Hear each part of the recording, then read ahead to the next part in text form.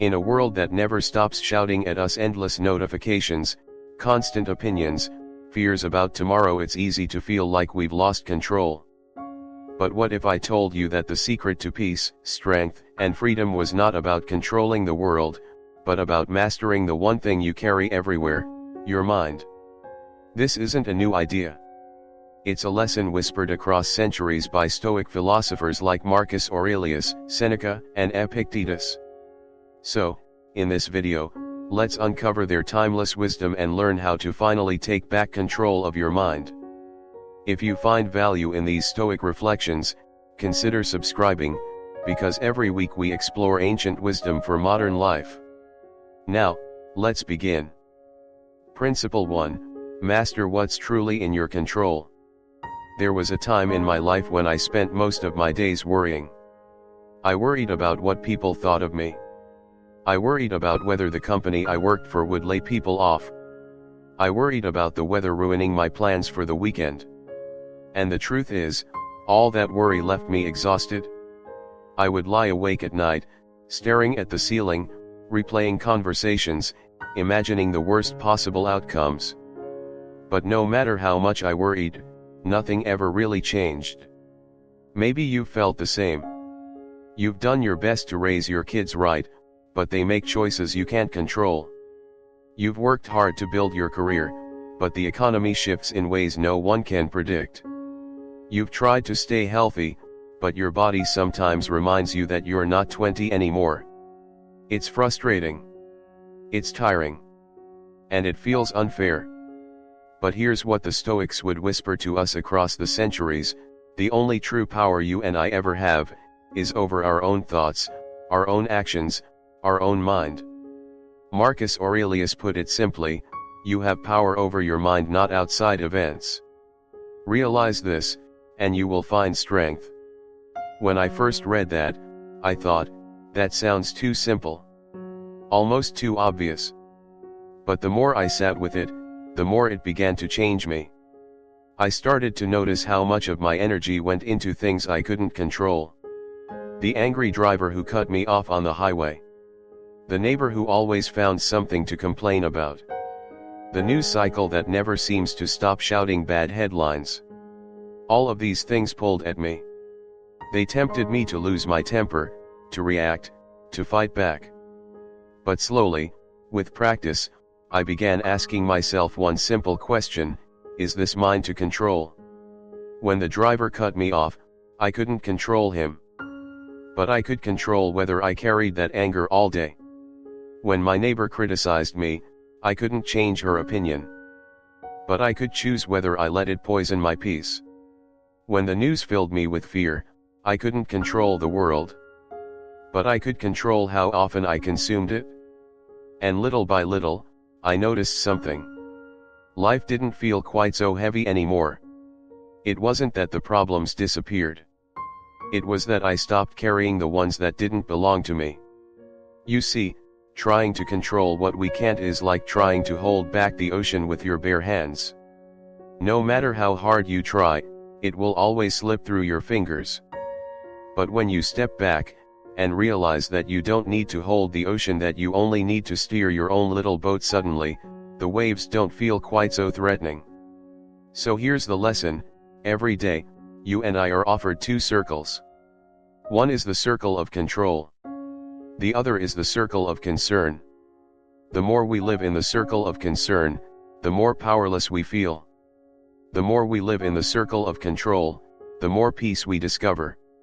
Tonight, when you find yourself lying in bed, and the worries start to creep in, try whispering this to yourself: this thought is not mine to control. Let it go. Focus on what I can shape: my choices tomorrow, my attitude tonight. And here's the beauty of it: once you begin to master this first principle, you'll find that the storms of life don't shake you as much. They may still come.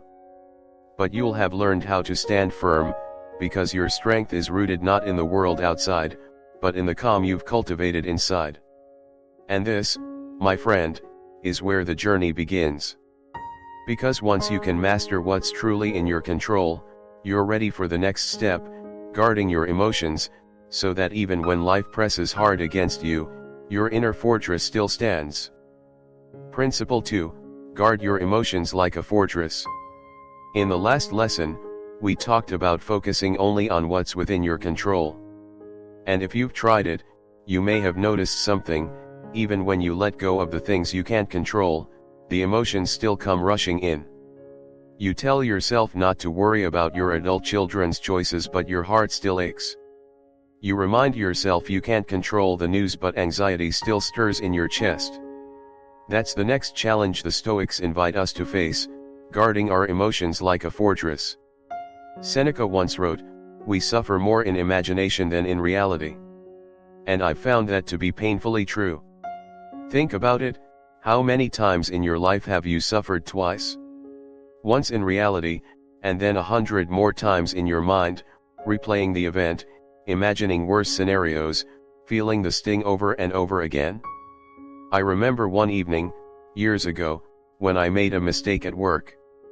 It wasn't catastrophic. Nobody lost their job. The world didn't fall apart. But I carried it with me like a stone in my pocket.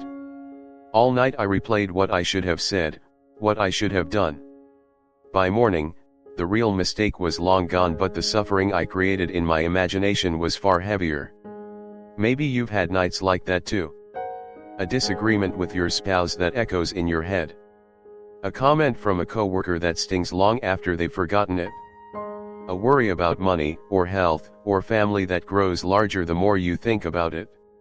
Here's where the Stoics offer us a powerful tool: the pause. Between the event and our emotional reaction, there is always a small space. Most of us rush right through it, reacting instantly, emotionally, without thought. But if we can notice that space, if we can take a breath, even for a moment, we can choose how to respond. Imagine your mind as a fortress. Outside, the world is chaotic: storms, shouting, attacks. But the gate of the fortress is yours to guard. Not every thought deserves to come inside. Not every fear deserves to sit at your table. Not every anger deserves to take up residence in your heart. Practical wisdom. At the end of each day, try asking yourself, what stirred my emotions today? Did I guard my gate, or did I throw it wide open? When you reflect like this, you begin to see patterns. Maybe it's traffic that always steals your peace. Maybe it's one difficult person in your life. Or maybe it's the stories you tell yourself about what might happen tomorrow. Little by little, you learn to recognize these triggers. And with recognition comes strength. Guarding your emotions doesn't mean shutting down your heart. It doesn't mean you never feel sadness, or anger, or worry. It means you don't let those emotions run your life unchecked. You hold them, you see them for what they are, and then you decide what to do with them. There's freedom in that. A kind of inner dignity. Because when you guard your emotions, the world outside loses much of its power over you. So tonight, when the worries start circling, pause. Breathe. Ask yourself, am I suffering from reality, or from imagination? And as you practice this, you'll find your inner fortress growing stronger, your nights growing quieter, your days becoming lighter. And here's the beauty: once you learn to guard your emotions, you open the door to the next lesson, a truth Epictetus reminds us of, that it's not events themselves that disturb us, but the way we see them. Change the lens, and you just might change your whole life. Principle 3, change the lens, change your life. In the last lesson, we talked about guarding your emotions like a fortress. And maybe you've already begun to notice how quickly your feelings can be stirred, how one small event can send waves through your entire day. But here's the deeper truth the Stoics want us to see: it's not the event itself that disturbs us, it's the way we interpret it. Epictetus said it clearly: men are disturbed not by things, but by the view which they take of them. When I first read that, I thought, could it really be that simple? But then I started to pay attention. Let me give you an example. A few years ago, I was driving home after a long day. Traffic was crawling, and I could feel my frustration growing. Every minute felt like an eternity, and in my head I kept repeating, "What a waste of time. I could be home by now. Why is this happening?" The more I thought that way, the angrier I became. By the time I walked through the door, I wasn't just tired, I was irritable, short with my family, all because of a traffic jam I couldn't control. But one evening, I tried something different. When the car slowed to a standstill, I said to myself, "This is extra time. Time to breathe. Time to listen to that audiobook I never finish. Time to just be." And something surprising happened. The traffic didn't change. But my experience of it did. The same event, through a different lens, no longer felt like punishment. It became a small gift. Maybe you've seen this in your own life. Two people go through the same situation: a job loss, a health scare, a divorce. One person is crushed.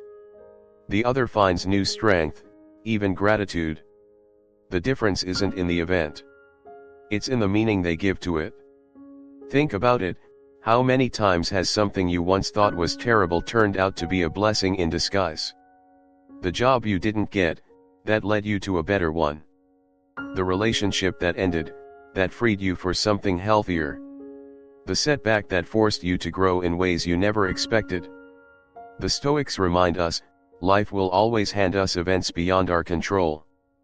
But we are never powerless, because we hold the freedom to choose the story we tell ourselves about those events. Here's a simple practice: the next time something frustrates you, pause and ask, "Is there another way to see this?" That question alone can change everything. It can turn traffic into a classroom of patience. It can turn criticism into an opportunity for humility. It can turn hardship into training for your soul. Changing the lens doesn't mean pretending that pain isn't real.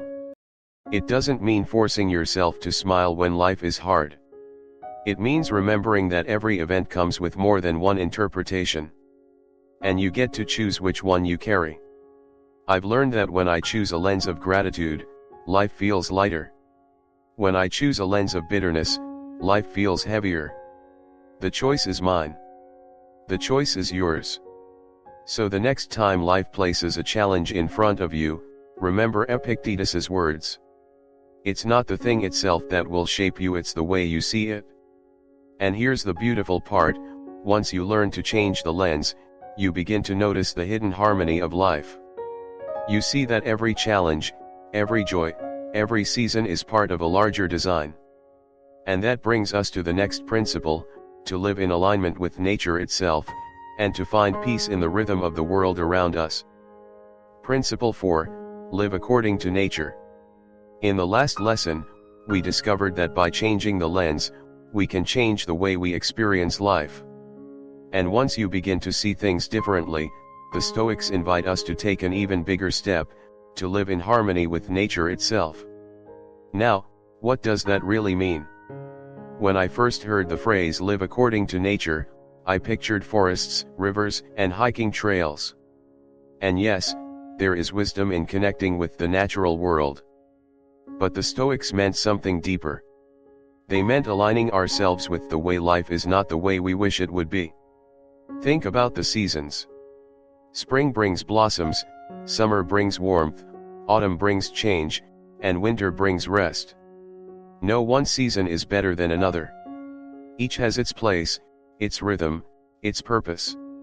And yet, how often do we resist the seasons of our own lives? We cling to youth, and fight against aging. We want success without setbacks, joy without sorrow, beginnings without endings. But nature doesn't work that way. Life moves in cycles, and peace comes when we learn to move with them. I remember standing in my backyard one autumn afternoon. The trees were letting go of their leaves, one by one, drifting to the ground. And it struck me, the tree wasn't fighting. It wasn't clinging to its leaves, trying to hold onto summer forever. It simply released them, trusting that spring would come again.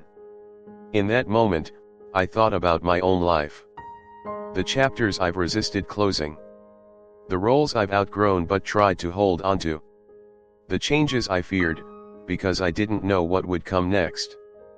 But the tree reminded me, to live according to nature is to accept change as natural, to see endings not as failures, but as part of a greater cycle. Maybe you've felt this too. The ache of watching your children grow up and leave home. The frustration of a body that doesn't move the way it once did.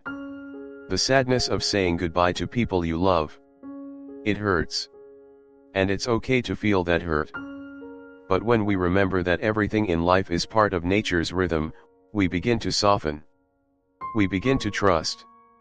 The Stoics believed that we are not separate from nature, but woven into it. Just as the ocean has tides, and the moon waxes and wanes, so our lives rise and fall, grow and fade.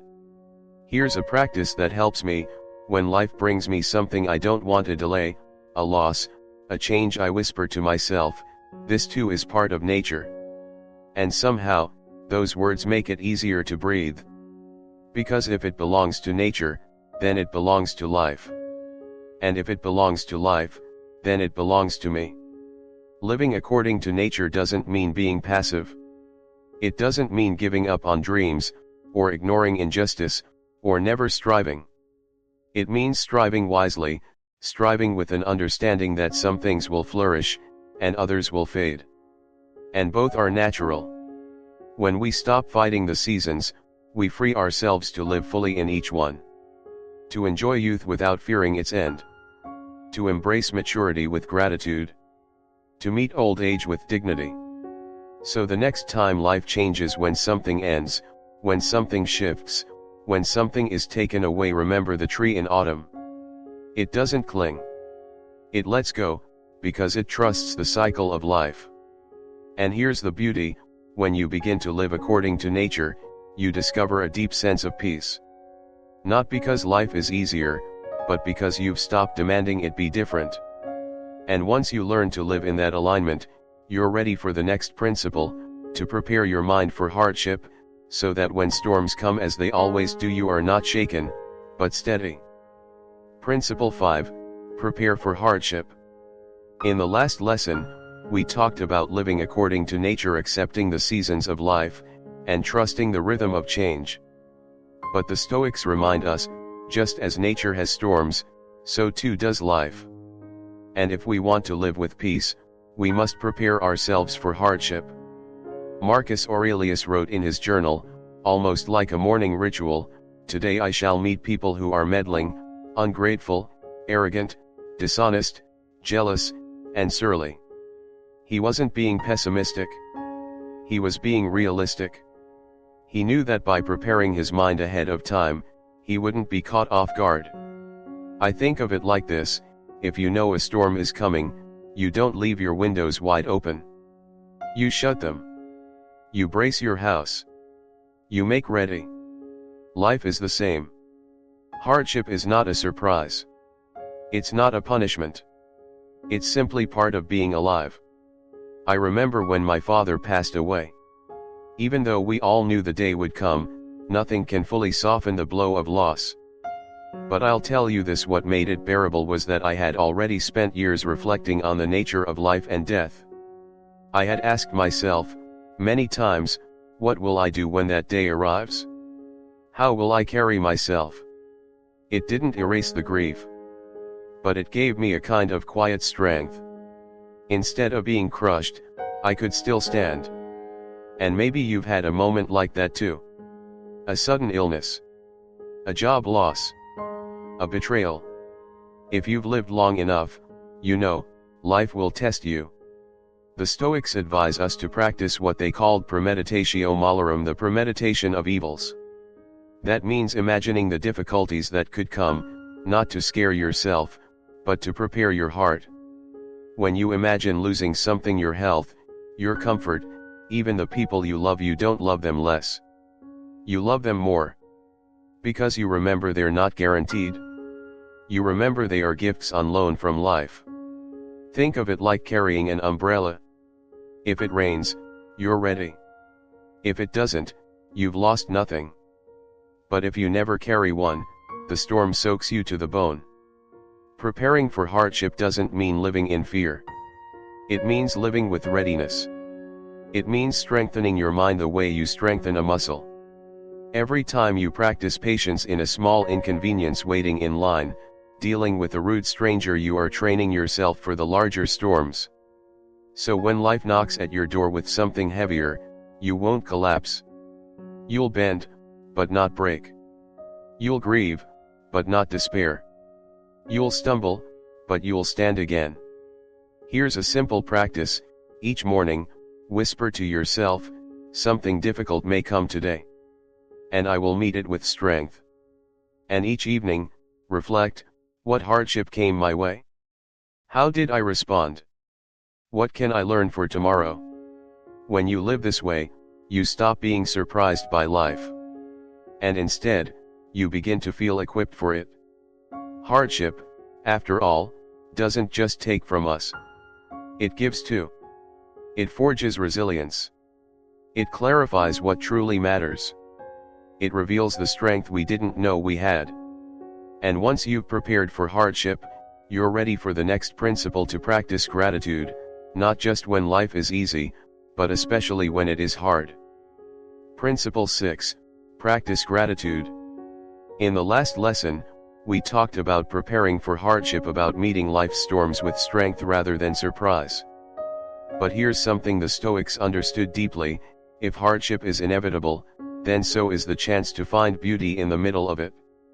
And that's where gratitude comes in. Now, gratitude isn't a word we take lightly. It's not just saying thank you at the dinner table, or writing a note after receiving a gift. It's a way of seeing the world. A way of noticing that even when life takes much from us, it still gives far more.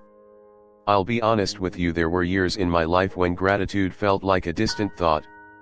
Bills piled up. Health challenges showed up. And some days, I woke up already feeling behind. It was hard to see the good. But then something shifted. One morning, I decided, just as an experiment, to list 3 things I was thankful for before leaving the house. Simple things. A warm cup of coffee. The sound of birds outside my window. The fact that I was still here, still breathing. And do you know what happened? My circumstances didn't change. But the way I carried them did.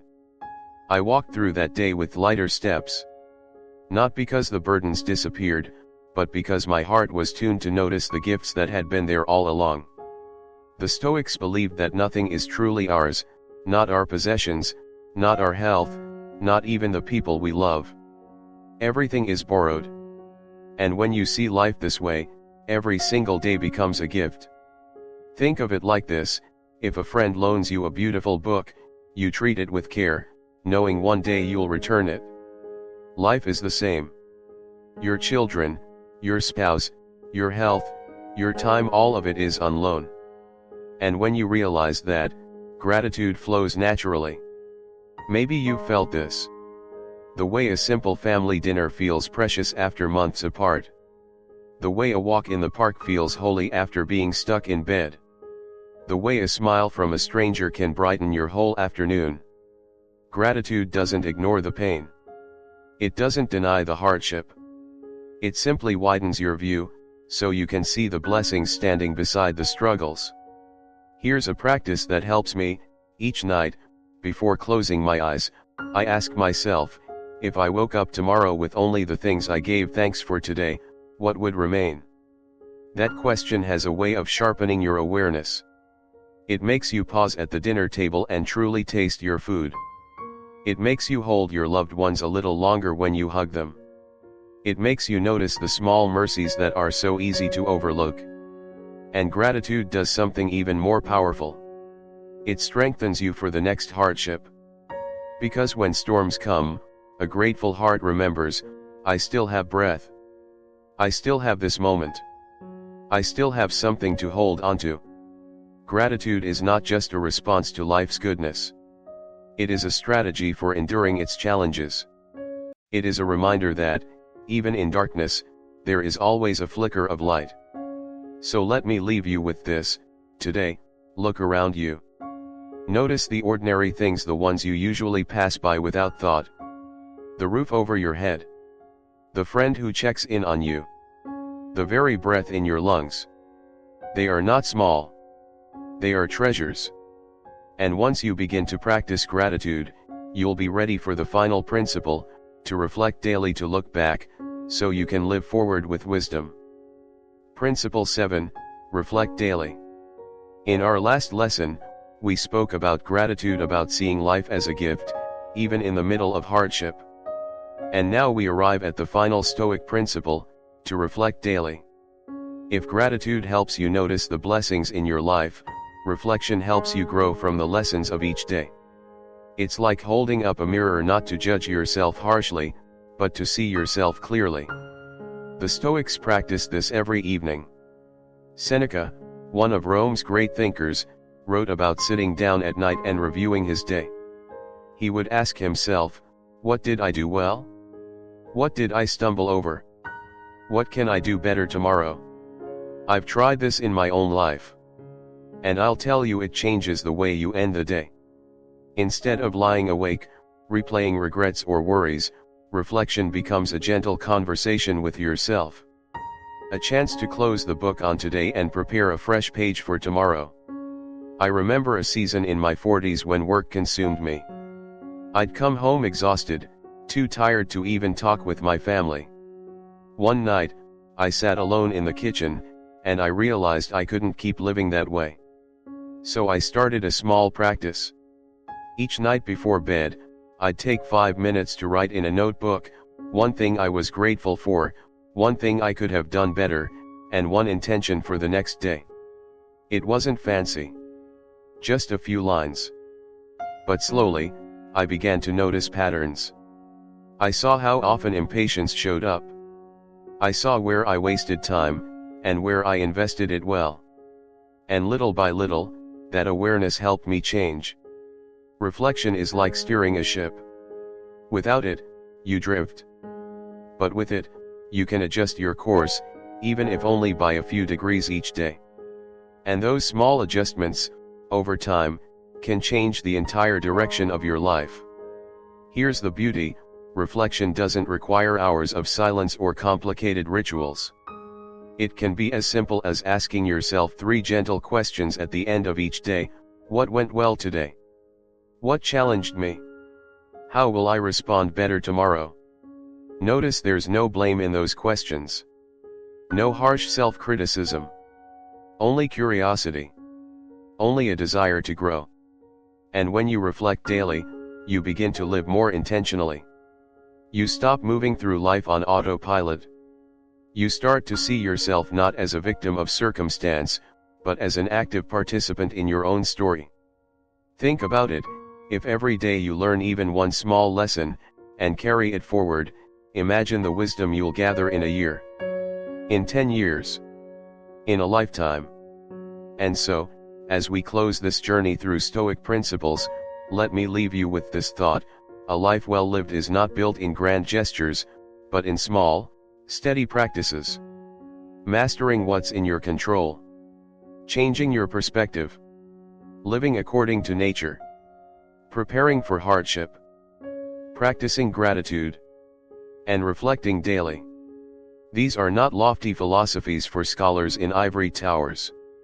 They are tools for living, for you, for me, for anyone who wants to meet life with courage, clarity, and peace. So tonight, when the day winds down, take a few quiet moments for yourself. Ask the simple questions. Write them down, or whisper them in your heart. Because reflection is how you turn experience into wisdom. And wisdom, in the end, is what makes a life worth living. So, how do you control your mind? Not by silencing thoughts, not by forcing the world to obey you, but by practicing, daily, these Stoic principles. Herb control what you can. Shield guard your emotions. Artist palette shape your perception. Milky Way live in harmony with nature. Fire discipline yourself. Hourglass not done stay present. Handshake walk with others. Start small. Perhaps tonight, write down one thought that troubled you and ask, Was this really in my control?